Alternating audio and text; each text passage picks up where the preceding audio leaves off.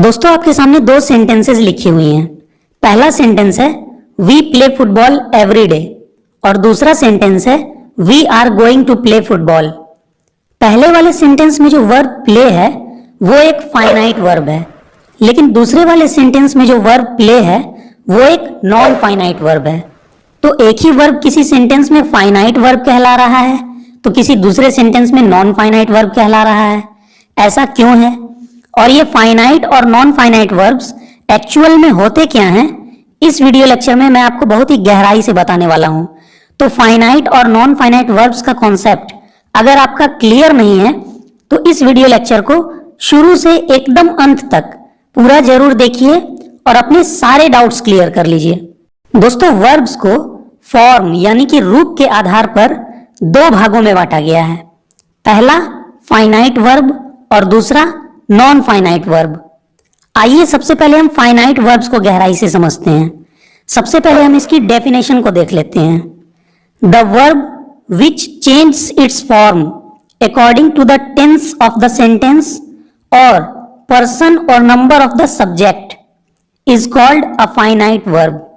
मतलब ऐसा वर्ब जो वाक्य के टेंस या फिर सब्जेक्ट के पर्सन अथवा नंबर के अनुसार अपने फॉर्म को यानी कि रूप को बदल लेता है उसे हम फाइनाइट वर्ब कहते हैं। दोस्तों क्या आपको पता है कि वर्ब्स की इस कैटेगरी का नाम फाइनाइट वर्ब्स क्यों पड़ा है? क्योंकि फाइनाइट का मतलब होता है लिमिटेड या बाउंड यानी कि बंधा हुआ। ये वर्ब्स तीन चीजों से बंधी हुई होती हैं, यानी कि इन वर्ब्स के फॉर्म को तीन चीजें कंट्रोल करती हैं। क्या हैं वे तीन चीजें? पहला, उस वाक्य का टेंस यानी कि वो सेंटेंस किस टेंस में है, प्रेजेंट टेंस में, पास्ट टेंस में या फ्यूचर टेंस में। दूसरा है सब्जेक्ट का पर्सन यानी कि सब्जेक्ट फर्स्ट पर्सन में है, सेकेंड पर्सन में है या थर्ड पर्सन में है। और तीसरा है सब्जेक्ट का नंबर यानी कि सब्जेक्ट सिंगुलर नंबर में है या प्लूरल नंबर में है। चलिए अब हम इन तीनों को एक एक करके समझते हैं। सबसे पहले हम ये देखते हैं कि टेंस के अकॉर्डिंग फाइनाइट वर्ब अपने फॉर्म को चेंज कैसे करता है। एक एग्जाम्पल लेते हैं। सचिन क्रिकेट खेलता है, इसकी इंग्लिश होगी सचिन प्लेज क्रिकेट। ये सेंटेंस प्रेजेंट टेंस में है, लेकिन इसे अगर हम पास्ट टेंस में चेंज कर दें तो हमारा सेंटेंस होगा सचिन ने क्रिकेट खेला और इसकी इंग्लिश हो जाएगी सचिन प्लेड क्रिकेट। आप क्लियरली देख सकते हैं कि टेंस के चेंज होने से हमारे वर्ब का फॉर्म भी चेंज हो गया है। प्लेज चेंज हो गया है प्लेड में, तो यहाँ प्लेज और प्लेड दोनों को ही फाइनाइट वर्ब्स कहा जाएगा क्योंकि इनका फॉर्म टेंस से कंट्रोल हो रहा है। या फिर हम कह सकते हैं कि इनका फॉर्म टेंस से बाउंड है या फाइनाइट है। एक और एग्जांपल लेते हैं। वह एक इंजीनियर है, ही इज एन इंजीनियर। वह एक इंजीनियर था, ही वॉज एन इंजीनियर। पहला वाला सेंटेंस प्रेजेंट टेंस में है और दूसरा वाला पास्ट टेंस में। यहां पर भी आप साफ तौर पर देख सकते हैं कि टेंस के बदलने से हमारे वर्ब का फॉर्म भी बदल गया है। इज बदल गया है वॉज में, तो यहां इज और वॉज दोनों ही फाइनाइट वर्ब्स कहे जाएंगे। चलिए अब हम दूसरे केस को देख लेते हैं जिसमें सब्जेक्ट के पर्सन के अकॉर्डिंग फाइनाइट वर्ब के फॉर्म में चेंज आता है। मुझे पिज्जा पसंद है, इसकी इंग्लिश होगी आई लाइक पिज्जा। उसे पिज्जा पसंद है, इसकी इंग्लिश होगी ही लाइक्स पिज्जा। पहले वाले सेंटेंस का सब्जेक्ट फर्स्ट पर्सन में है और दूसरे वाले सेंटेंस का सब्जेक्ट थर्ड पर्सन में है। और आप देख सकते हैं कि पर्सन के चेंज होने से वर्ब का फॉर्म भी चेंज हो गया है।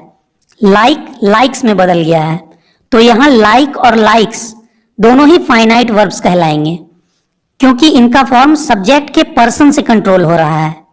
एक और एग्जांपल लेते हैं। वह एक डॉक्टर है, इसकी इंग्लिश होगी ही इज अ डॉक्टर। तुम एक डॉक्टर हो, इसकी इंग्लिश होगी यू आर अ डॉक्टर। यहां पर भी आप देख सकते हैं कि सब्जेक्ट के पर्सन के चेंज होने से वर्ब का भी फॉर्म चेंज हो गया है। ही के साथ हमने इज का यूज किया है तो यू के साथ आर का, इसीलिए इज और आर दोनों को यहां पर फाइनाइट वर्ब्स कहा जाएगा। चलिए अब हम तीसरे और अंतिम केस को देख लेते हैं, जिसमें सब्जेक्ट के नंबर के अनुसार फाइनाइट वर्ब अपने फॉर्म को चेंज करता है। वह फुटबॉल खेलती है, इसकी इंग्लिश होगी शी प्लेज फुटबॉल। वे लोग फुटबॉल खेलते हैं, इसकी इंग्लिश होगी दे प्ले फुटबॉल।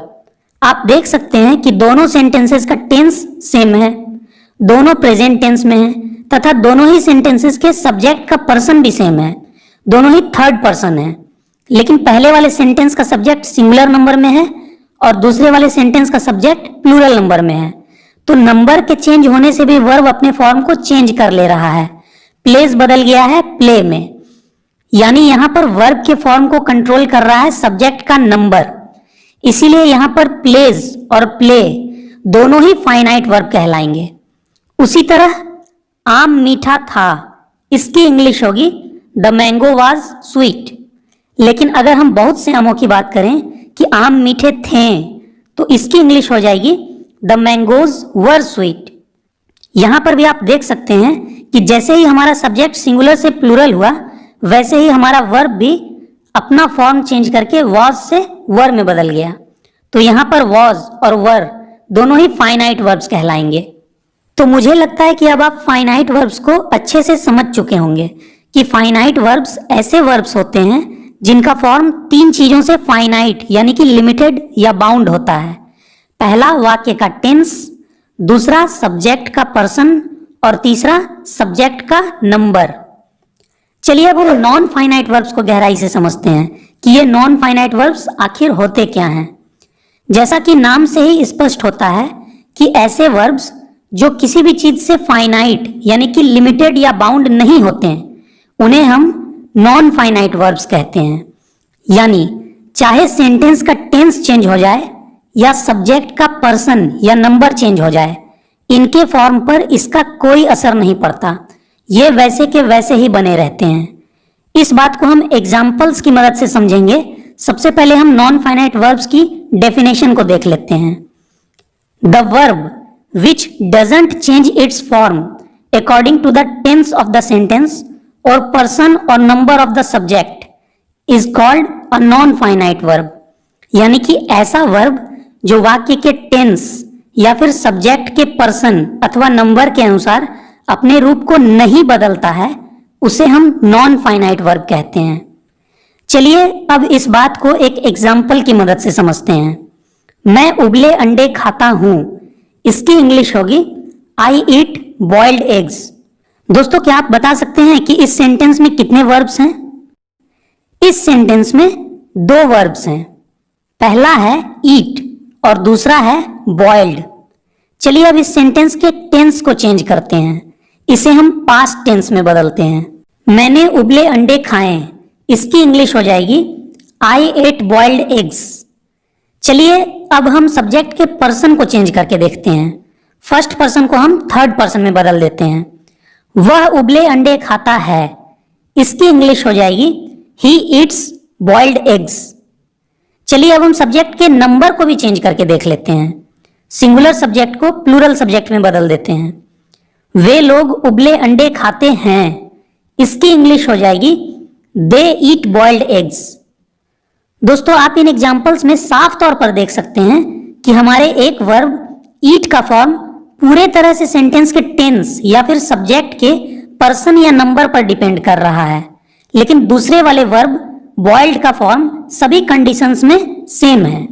तो इन एग्जाम्पल्स से ये बात तो क्लियर है कि कुछ वर्ब्स का फॉर्म पूरे तरह से टेंस, पर्सन और नंबर के कंट्रोल में रहता है, जिन्हें हम फाइनाइट वर्ब्स कहेंगे।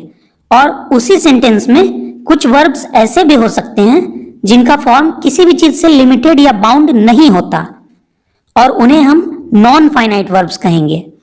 जैसे कि इन एग्जाम्पल्स में ईट हमारा फाइनाइट वर्ब है और बॉइल्ड हमारा नॉन फाइनाइट वर्ब है। एक और एग्जाम्पल लेते हैं। आई वॉन्ट टू गो, मैं जाना चाहता हूं। ही वॉन्ट्स टू गो, वह जाना चाहता है। ही वॉन्टेड टू गो, वह जाना चाहता था। इन सेंटेंसेस में भी आप देख सकते हैं कि सब्जेक्ट और टेंस से प्रभावित होकर वांट का फॉर्म चेंज हो रहा है, लेकिन वर्ब टू गो का फॉर्म हर कंडीशन में वैसा का वैसा ही है। इसीलिए वांट यहां पर फाइनाइट वर्ब कहलाएगा और टू गो यहां पर नॉन फाइनाइट वर्ब कहलाएगा।